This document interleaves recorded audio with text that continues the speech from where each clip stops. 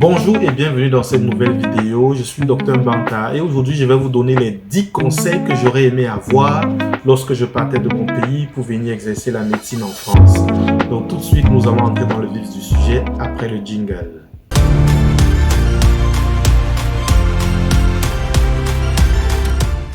Donc, comme vous le savez déjà, la réalité de l'exercice de la médecine en France est très différente de la réalité dans nos pays africains. Et c'est pour ça qu'il est très important de comprendre ce qui nous attend pour pouvoir mieux nous préparer, pour être mieux avisés sur ce qui est devant, ce qui nous permettra par la suite de mieux nous intégrer dans le monde médical français. Donc, commençons tout de suite par le premier point. Le premier conseil que je voudrais vous donner ici aujourd'hui, c'est celui du retard. Donc, je voudrais vraiment vous interpeller sur cette question parce que vous savez, en Afrique, le médecin est un peu vu comme le roi. Il est considéré comme un pacha. Voilà, il arrive au travail à l'heure qu'il veut. Voilà, il consulte un peu comme il veut. Il fait sa petite vie tranquillement. Il fait un peu comme il veut, quoi. Mais en France, c'est différent. En France, c'est pas le cas. Le médecin hospitalier a des horaires qui sont bien fixés dans son contrat de travail qu'il devrait respecter. Des horaires d'arrivée au travail, les horaires pour rentrer à la maison, etc. Ces horaires sont bien fixés et le médecin devra respecter ces horaires-là. Si vous ne respectez pas ces horaires, vous risquez d'avoir des problèmes avec votre employeur. Donc, c'est très important. Lorsque vous partez de votre pays pour arriver en France, faites attention à cette question-là. Respectez vos horaires de travail, même après votre période de consolidation. La période de consolidation, ce sont les 2 années d'exercice après votre réussite au concours des épreuves de vérification de connaissances. Il sera plus facile pour vous de respecter ces horaires parce que vous aurez une contrainte. Vous êtes observé, vous êtes évalué, tout ça. Et vous savez qu'après ces 2 années, vous allez passer devant la commission d'autorisation d'exercice. Et donc, pendant les 2 premières années, respectez ces horaires et même après. Parce que même après ces horaires, lorsque vous serez dans votre hôpital ou dans votre cabinet, tout ça, vous serez observé sur la rigueur de vos horaires d'arrivée et de sortie. Le deuxième conseil est très important. C'est celui en fait de la relation entre votre chef de service et vous. La relation entre votre chef de service et vous. Donc ça c'est très important parce que il faut toujours éviter. Je vais vous donner le conseil ici d'éviter autant que possible d'entrer en conflit direct avec votre chef de service. Vous devez faire l'effort de toujours rester respectueux vis-à-vis de tout le monde et notamment le chef de service. La pire personne avec laquelle vous pourrez rentrer en conflit dans votre parcours d'exercice en France, c'est votre chef de service. Si vous entrez en conflit avec votre chef de service, c'est pas bon parce que votre chef de service, il est en fait là pour vous aider en fait. C'est tout bénéf pour vous si vous entretenez des bonnes relations avec votre chef de service, si vous êtes en bon terme. Vous comprenez ce que je veux dire? Donc voilà, c'est très important parce que votre chef de service peut vous ouvrir certaines portes. Vous pourrez avoir certaines difficultés, même dans vos postes d'affectation, dans vos relations avec le CNG, avec le ministère, etc. Pour vos papiers, il est très important d'avoir de bonnes relations avec votre chef de service. Ne faites pas l'erreur d'entrer en conflit avec votre chef de service. C'est très mauvais. Et ça, j'en ai vu pendant mon exercice ici. J'ai vu des collègues qui sont rentrés dans de gros conflits avec leur chef de service. Ça, c'est vraiment, c'est pas une bonne chose à faire. C'est pas une bonne attitude. Donc vraiment, restez toujours très humble et évitez tout conflit avec le chef de service. Parce que lorsque vous êtes en conflit avec le chef de service, autre chose, c'est que vous allez perdre votre crédit, vous allez perdre votre respect, même au niveau du personnel paramédical. Les infirmières même ne vont plus vous respecter à partir du moment où elles sauront que vous êtes en conflit avec le chef de service et ça peut engendrer d'autres problèmes. Ça peut engendrer d'autres problèmes dans la prise en charge du patient. Vous comprenez ce que je veux dire? Donc faites attention à ça, ça peut dégrader votre morale aussi dans votre exercice et vous risquez de ne plus être à l'aise, tout ça, dans votre exercice. Donc essayez vraiment d'entretenir de bonnes relations avec tous vos collègues et notamment votre chef de service. Le troisième conseil que je vais vous donner, c'est que tout va très vite en France. Donc lorsque vous travaillez dans un service, ça va très vite. Si vous êtes aux urgences, c'est encore plus rapide. Les choses vont très vite. L'examen des patients, voilà, la prescription des examens complémentaires, la machine va est très rapide. La machine va très vite. Ça, je fais le parallèle avec l'exercice dans nos pays. Hein. Dans nos pays, voilà, on prend un peu de temps. Voilà, on a l'habitude de travailler un peu à notre rythme, voilà, d'une certaine façon, mais en France, c'est pas le cas. Il faut vraiment vous mettre en tête qu'ici, tout va vraiment très vite. Lorsque vous recevez un patient, vous devez rapidement le prendre en charge parce que les délais de prise en charge sont aussi importants sur le plan légal. Si un problème survient à cause d'un retard de prise en charge dans la prise en charge d'un patient, vous pouvez avoir des problèmes aussi par rapport à ça. Donc, tout va très vite, les bilans complémentaires vont très vite. Et par rapport à ce point-ci, je vais aussi préciser que j'ai remarqué aussi dans mon expérience personnelle dans les hôpitaux que on a tendance à beaucoup plus prescrire les examens complémentaires en France qu'en Afrique parce qu'ici, ils ont plus de moyens, il y a plus de moyens pour la réalisation d'examens complémentaires, même parfois très onéreux. Voilà, on a tendance à ne pas perdre du temps et aller directement aux examens complémentaires pertinents. Chose qu'en Afrique, on va prendre un peu plus de temps pour réfléchir à la pertinence des examens, etc. Ici, c'est pas le cas, ça va vraiment très vite et on avance. Le quatrième conseil que je voudrais vous donner aujourd'hui, c'est que la considération qu'on va vous accorder dépend en grande partie de vos preuves que vous allez faire sur le plan médical, sur le plan de vos prises en charge diagnostiques, sur le plan de vos prises en charge thérapeutiques, sur la qualité de votre travail.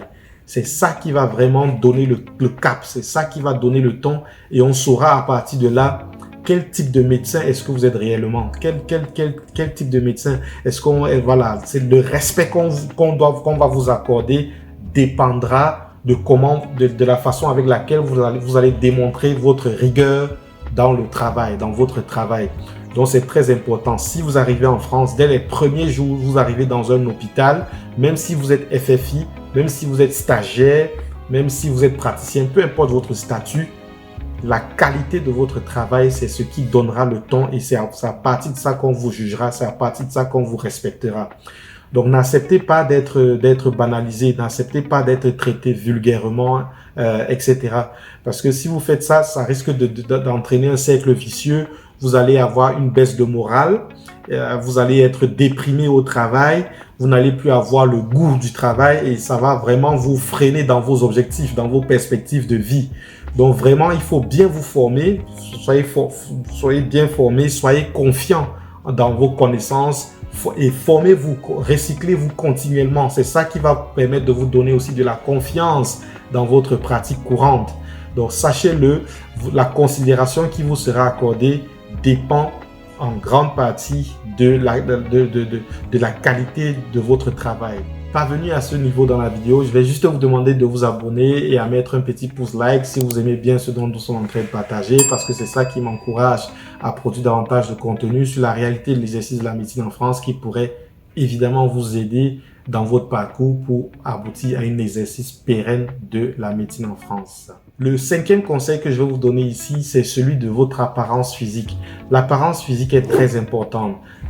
Votre mode vestimentaire, comment vous vous habillez, comment vous vous présentez. Voilà, ça c'est très important aussi parce que ça renvoie en quelque sorte vers votre personnalité, vers qui vous êtes en réalité. Vous comprenez, on dit souvent que l'habit ne fait pas le moine, mais il faut faire attention à ça parce que votre mode vestimentaire, votre apparence physique détermine un peu, voilà, les gens sont quand même regardants là-dessus, même les patients aussi regardent ça. Et bon, vous le savez, hein, vous le savez certainement, mais je veux vraiment encore insister là-dessus et je vais même aller plus loin. Vous voyez, moi par exemple, je vais vous raconter une petite anecdote par rapport à moi-même.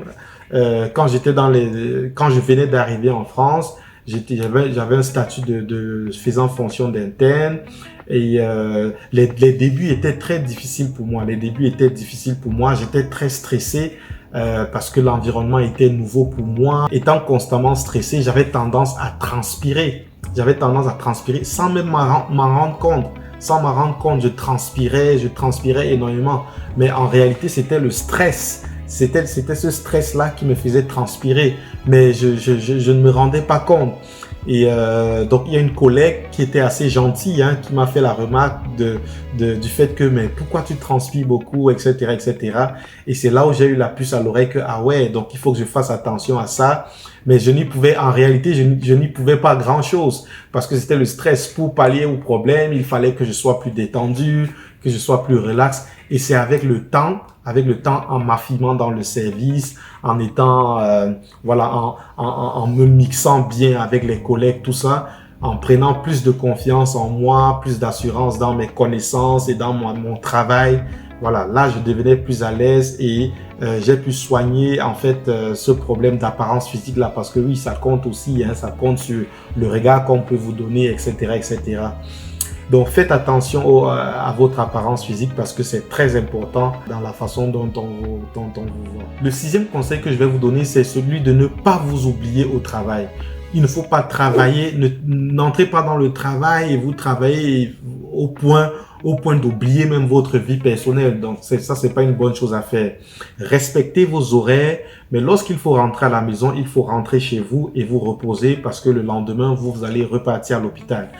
Parce que quand on vient de nos pays, on pense souvent que c'est en travaillant beaucoup plus que les autres qu'on va être bien vu, etc., etc. Il n'en est rien.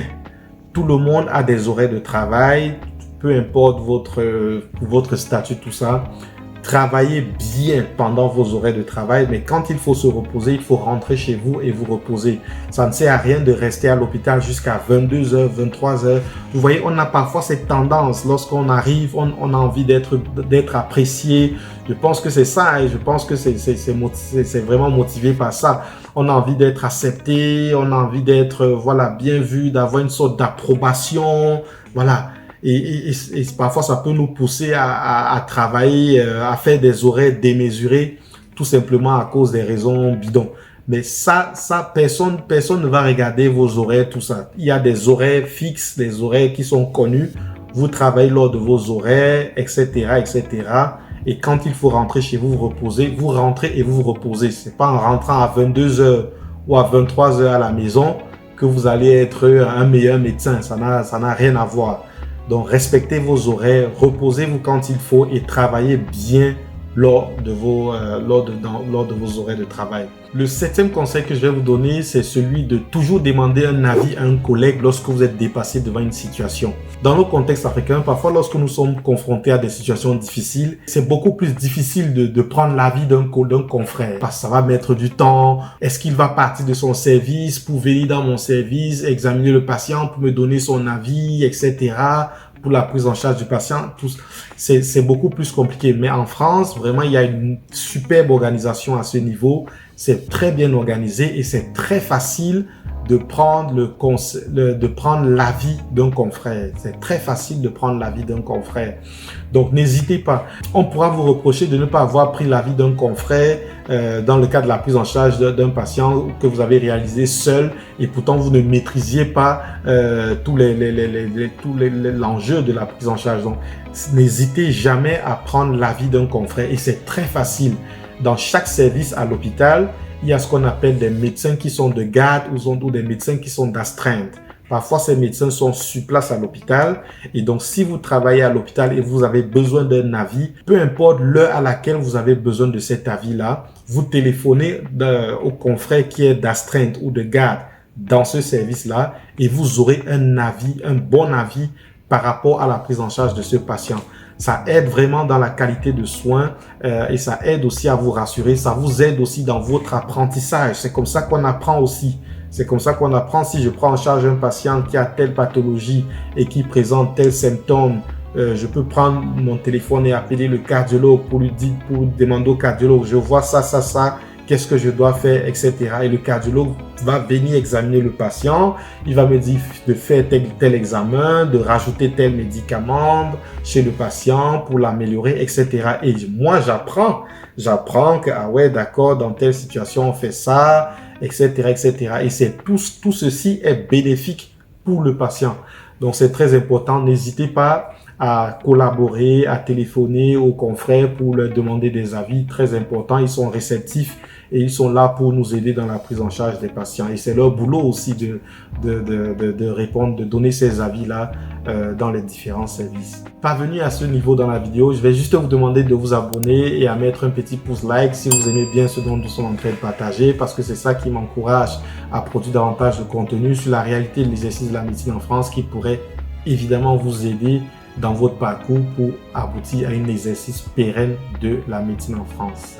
Le prochain conseil que je vais vous donner, c'est de ne pas vous contraindre à rester dans le même hôpital. Vous n'êtes pas obligé de rester dans le même hôpital ou dans le même environnement lorsque vous arrivez en France pour exercer. Vous pouvez changer. Vous pouvez changer d'hôpital à un moment donné. Bon, maintenant, vous savez que la procédure a changé. Tous les lauréats au concours des EVC sont affectés dans des hôpitaux. Donc, pendant ces affectations, vos 2 années de consolidation, vous devez évidemment rester dans la structure qui vous emploie jusqu'à la fin de vos années de consolidation. Mais après ces années-là, après votre passage en commission d'autorisation d'exercice, vous avez la possibilité, si vous le souhaitez, de changer d'établissement, etc. et de travailler où vous souhaitez. Mais ne vous focalisez pas, ne vous contraignez pas à rester au sein du même établissement. Si par exemple vous n'êtes pas à l'aise et que vous souhaitez un peu changer, ça c'est tout à fait possible. Donc ne restez pas forcément dans le même établissement. Mais si tout est agréable pour vous, si vous vous sentez à l'aise, si vous vous sentez bien dans le service où vous êtes, vous pouvez rester autant d'années que vous souhaitez. Les 2 derniers conseils sont très importants. Le 9e conseil que je vais vous donner, c'est celui de ne pas brader vos congés. Ne bradez pas vos congés. Vos congés sont très importants et tout le monde à l'hôpital a droit aux congés. Tout le monde, tout salarié, tout le monde qui travaille a droit à des congés. Et c'est la loi. Donc, vous ne pouvez pas travailler sans avoir des congés.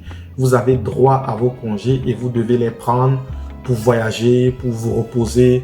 Ce sont vos droits. Vos congés sont vos droits et vous devez les prendre pour en profiter. D'accord? Donc, ne bradez pas vos congés. Ne pensez pas que en laissant passer mes congés parce que je veux trop travailler dans le service, je veux trop être dans le service, voilà, je serai bien vu par tel ou tel. Voilà, moi je travaille, je ne prends pas de congé, je travaille beaucoup. Si on ne veut pas savoir si vous travaillez beaucoup ou pas beaucoup, ce n'est pas intéressant. Ça ne va rien ajouter à qui vous êtes. Ça ne va rien ajouter à votre travail. Vos congés, vous les prenez et vous partez où vous voulez partir, etc. Où vous vous reposez. Mais il faut prendre vos congés. Ne les laissez pas périmer. Le fait de perdre vos congés ne va rien ajouter à votre valeur, ne va rien ajouter à comment vous êtes vu, hein, à l'image que vous renvoyez. Si vous voulez vous laisser vos congés, vous faites cadeau de vos congés à l'hôpital, c'est votre problème. Lorsque l'hôpital n'aura plus besoin de vous, ils vont se débarrasser de vous tranquillement. Et ça ne va poser problème à personne. Donc, vos congés, vous les prenez, ne blaguez pas avec ça. Et le 10e conseil que je vais vous donner, c'est vraiment d'avoir un objectif de carrière. Donc, ayez votre objectif lorsque vous arrivez en France pour exercer. Voilà, il faut avoir des objectifs quand même. Il faut savoir, vous n'êtes pas arrivé en France par hasard. Vous n'êtes pas venu en France parce que vous vouliez venir en tourisme, je ne sais pas quoi. Mais voilà, il faut avoir des objectifs bien établis, bien calés dans vos têtes. Voilà. Tout ça pourquoi? Pour éviter de faire du suivisme. Pour éviter de faire du suivisme. Parce que dans les hôpitaux, il y a plusieurs médecins dans les services, tout ça. Et vous n'allez pas arriver et vous commencez à suivre tout le monde. Ah oui, tel a fait telle formation. Moi aussi, je vais faire telle formation. Je m'en vais, je commence à faire telle formation. Ah oui, tel a fait ci. Moi aussi, je vais faire ça. Je m'en vais, je commence à faire. Non, c'est contre-productif. Il n'y a aucun intérêt pour vous. Ayez vos objectifs et en fonction de vos objectifs, vous faites les formations qui vous intéressent. Vous poursuivez vos rêves. Vous faites les formations en rapport avec ce à quoi vous voulez devenir, ce dans quoi vous voulez exercer dans le futur. Donc, ne faites pas le suivisme. C'est le conseil en fait que je voulais vous donner, d'éviter le suivisme. Le suivisme, c'est-à-dire suivre la masse. Si tout le monde fait ça, moi aussi je fais ça. Mais pourquoi? Pourquoi je dois faire ça? Ça n'a peut-être aucun intérêt dans la vision de ma carrière. Donc je fais ce qui m'intéresse, ce qui est intéressant pour moi, c'est ce que je fais. Donc voilà les quelques conseils que je voulais vous donner aujourd'hui. Et ce sont les 10 conseils que moi j'aurais souhaité avoir lorsque j'arrivais en France pour ne pas faire cadeau de mes congés à l'hôpital, pensant que j'allais être bien vu, etc., etc., pour ne pas travailler parfois jusqu'à très tard, pensant que j'allais être très bien vu, et pourtant l'hôpital n'en a rien à faire. Il y a des personnes qui sont payées pour être là à ces horaires, et même si je restais jusqu'à 23 heures le lendemain matin, je devais encore venir. Donc il n'y avait absolument aucun intérêt pour moi à rester trop tard, etc., etc. Donc pas de suivisme. Ne faites pas des choses parce que les gens sont en train de faire, mais faites ce à quoi faites ce que vous voulez, faites ce qui vous intéresse, ce qui vous plaît et ce qui vous passionne. Donc ce sont ces quelques conseils-là que je voulais vous donner au travers de cette vidéo. Donc n'hésitez pas à vous abonner et à partager la vidéo autour de vous, à vos collègues qui souhaitent exercer la médecine en France, parce que sur cette chaîne, nous parlons de la réalité de l'exercice de la médecine en France et les différentes étapes par lesquelles vous aurez à passer pour pouvoir aboutir à l'exercice pérenne de la médecine en France. Donc sur ce, jusqu'à la prochaine vidéo, je vous dis à très bientôt. Ciao!